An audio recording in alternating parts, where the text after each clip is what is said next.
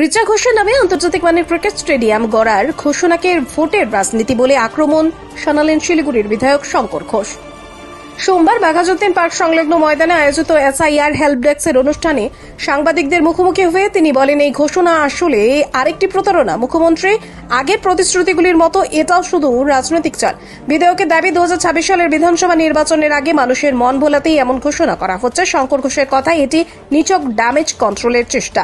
এই সরকারের হাতে উন্নয়ন নয়, কেবল ঘোষণার রাজনীতি চলছে। তিনি আরও যোগ করেন, আমরা শিলিগুড়িতে পূর্ণাঙ্গ আন্তর্জাতিক মানের স্টেডিয়ামের দাবি জানিয়েছি বহুদিন আগে।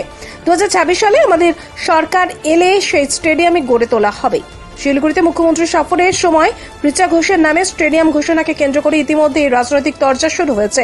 একদিকে শাসক শিবির দাবি, খেলাধুলোয় মেয়েদের সাফল্য সম্মান জানাতে এই উদ্যোগ। অন্যদিকে বিরোধী শিবিরের অভিযোগ, এটা শুধুই নির্বাচনী প্রলোভন। জানবেন যে উনি বলেছেন চা বাগানে শিশুদের জন্য 15টি ক্রেশ আর কি বাস ইত্যাদি করবার কথা বলেছেন। আচ্ছা বলুন তো, এতগুলো চা বাগান বন্ধ কেন বন্ধ, সেই নিয়ে মুখ্যমন্ত্রী কেন কথা বললেন না?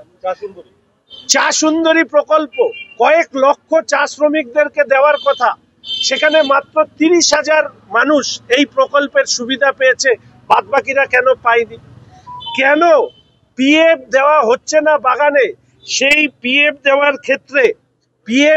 ক্ষেত্রে রাজ্যের সরকারের কোনো উদ্যোগ কেন নেই? কেন চা বাগানের শ্রমিকদেরকে তাদের ন্যায্য জমির অধিকার দেওয়া হচ্ছে না?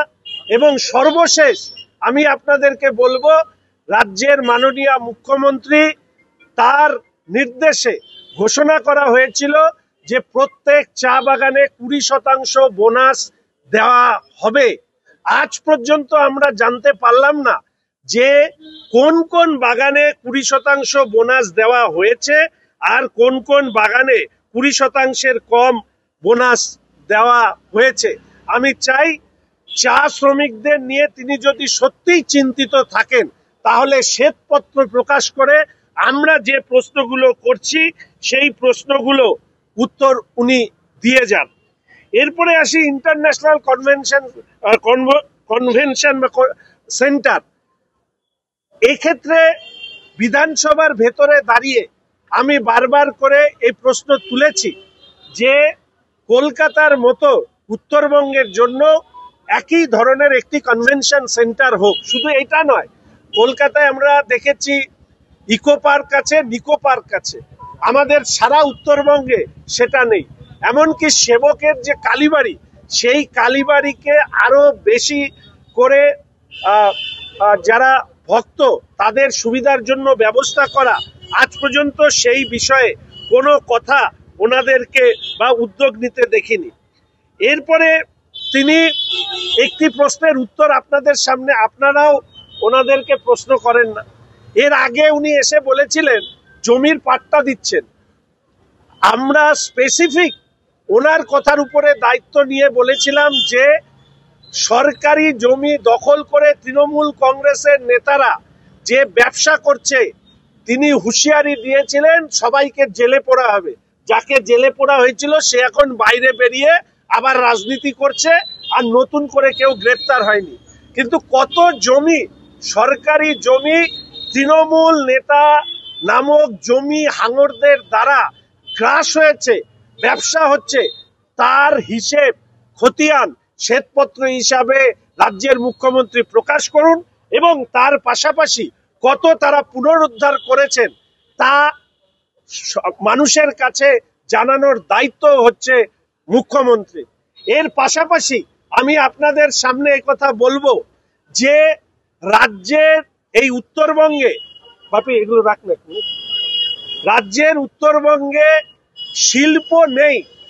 মাত্র 100 শিল্প শ্রমিকের মধ্যে 94% শিল্প শ্রমিক আসে দক্ষিণবঙ্গ থেকে, 6% আসে উত্তরবঙ্গ থেকে।